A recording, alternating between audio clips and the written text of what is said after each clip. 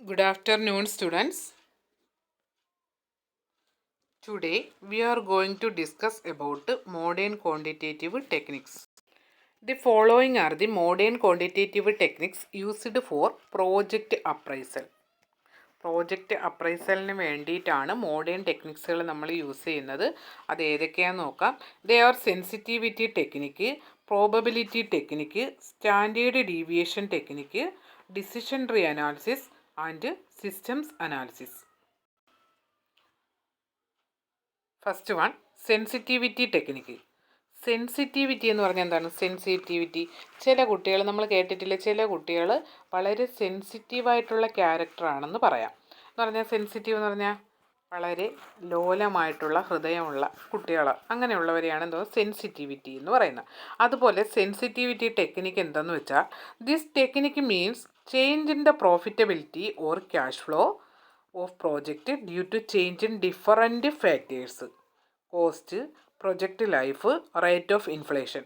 ഈ താഴെ പറയുന്ന കോസ്റ്റോ പ്രോജക്റ്റിൻ്റെ ലൈഫോ റേറ്റ് ഓഫ് ഇൻഫ്ലേഷനോ ഇതിൽ ഏതിൽ ചേഞ്ച് ഉണ്ടായാലും ആ പ്രോജക്റ്റിൻ്റെ പ്രോഫിറ്റബിലിറ്റിയിലും ചേഞ്ച് ഉണ്ടാവും. അതാണ് എന്തോന്ന് പറയുന്നത്? സെൻസിറ്റിവിറ്റി ടെക്നിക്കിൽ പറയുന്നത്.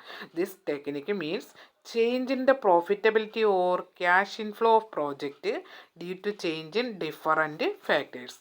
ഈ ക്യാഷ് ഇൻഫ്ലോസ് എസ്റ്റിമേറ്റ് ചെയ്യുന്നത് 3 ഡിഫറൻറ്റ് സിറ്റുവേഷനിലൂടെയാണ്: pessimistic, most likely and optimistic.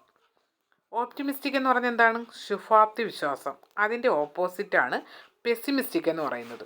Project under negative conditions of the future. Project എന്ന് പറയുന്നത് നെഗറ്റീവ് കണ്ടീഷൻ ആണെന്നുണ്ടെങ്കിൽ അതിനെയാണ് എന്തോന്ന് പറയുന്ന? പെസിമിസ്റ്റിക് കണ്ടീഷൻ എന്ന് പറയുന്നത്.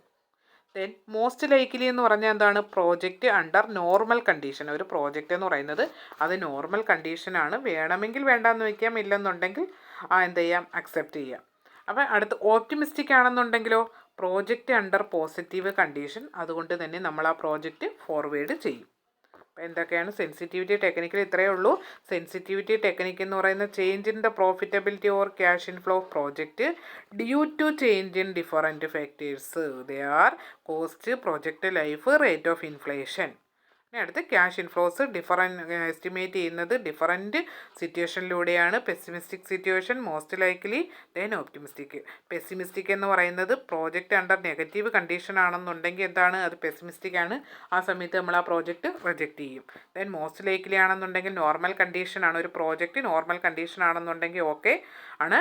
അടുത്തെന്തുവാണ്? ഓപ്റ്റിമിസ്റ്റിക് ആണെന്നുണ്ടെങ്കിൽ project under positive condition, so it is forwarded to the project. Okay. Then next, probability technique. Probability എന്ന് പറഞ്ഞാൽ എന്താണ്? പ്രോബബിലിറ്റി എന്ന് പറഞ്ഞാൽ സാധ്യത. പ്രോബബിലിറ്റി മീൻസ് ടെൻഡേറ്റീവ് അസംഷൻ ആണ് എന്തോന്ന് പറയുന്നത്? പ്രോബബിലിറ്റി എന്ന് പറയുന്നത്. പ്രോബബിലിറ്റി എന്താണെന്ന് നോക്കാം. It refers to the event may occurrence in future. ഫ്യൂച്ചറിലോട്ട് സംഭവിക്കുന്ന ഒരു ഇവൻറ്റിനെയാണ് എന്തോന്ന് പറയുന്നത്? സംഭവിക്കാതിരിക്കാനെയാണ് പ്രോബബിലിറ്റി എന്ന് പറയുന്നത്. The value of probability lies between 0 and 1.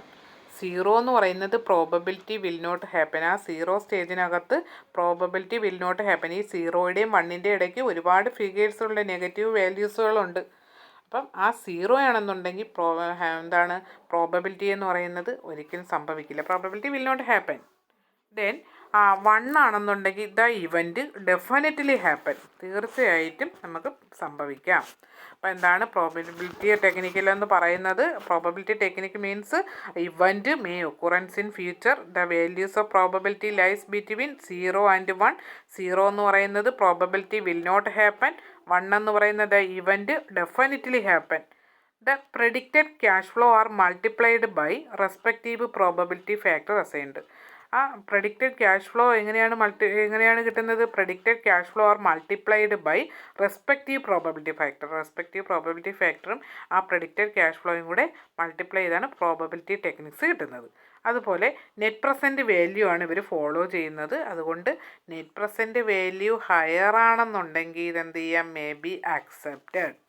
Net present value എന്താണ്? ഹയർ ആണെന്നുണ്ടെങ്കിൽ നമുക്കിതിനെ അക്സെപ്റ്റ് ചെയ്യാൻ. നേരത്തെ നമ്മൾ പഠിച്ചു NPV ഒക്കെ. അപ്പോൾ എന്താണ് പ്രോബബിലിറ്റി ടെക്നിക്ക്? മനസ്സിലായോ?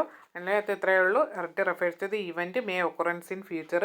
The predicted cash flow are multiplied by respective probability ഫാക്ടറായിട്ട് അസൈൻ ചെയ്യാൻ പറ്റും. അടുത്ത് ഇതെന്ന് പറയുന്നത് നെറ്റ് പ്രസൻറ്റ് വാല്യൂ ആണ് ഫോളോ ചെയ്യുന്നത്.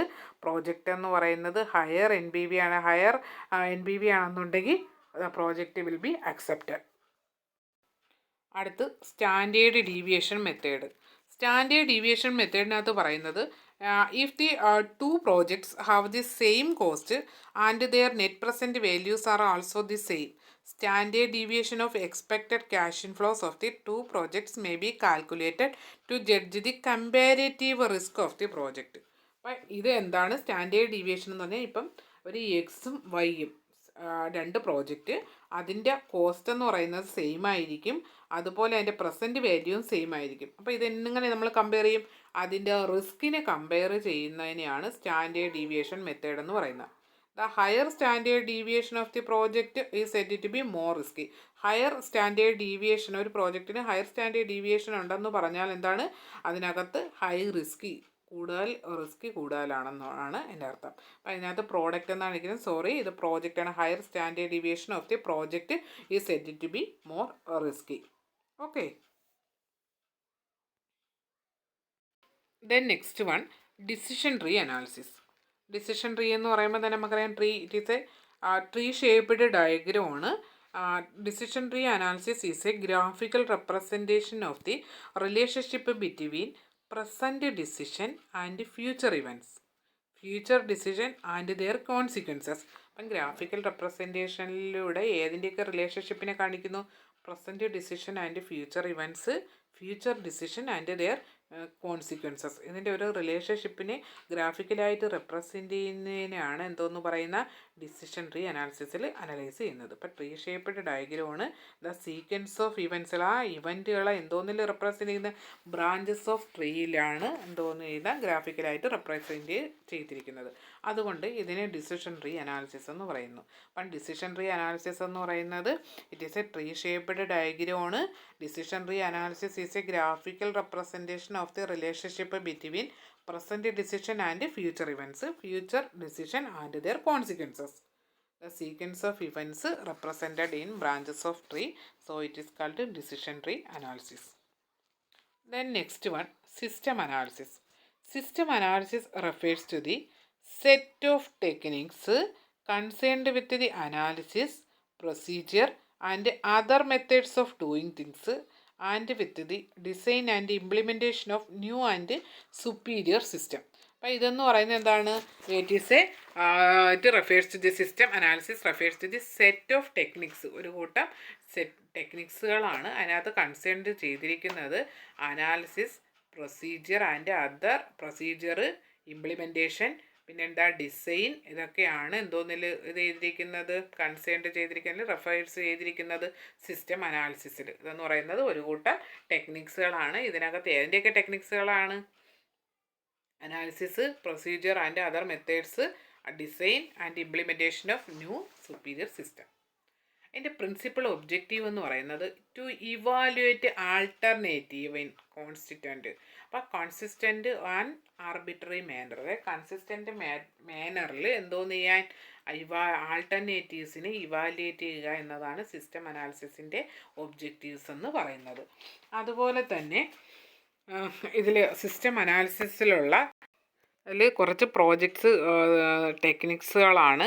നെറ്റ്വർക്ക് അനാലിസിസുകളായിട്ടുള്ള PERT and CPM, cost volume profit analysis, ratio analysis, marketing research, operation research ടെക്നിക്സുകളായിട്ടുള്ള linear programming, game theory, inventory control techniques etcetera. ഇതൊക്കെ ഒരു പ്രോജക്റ്റിൻ്റെ ആൾട്ടർനേറ്റീവ് ടെക്നിക്സുകളാണ്.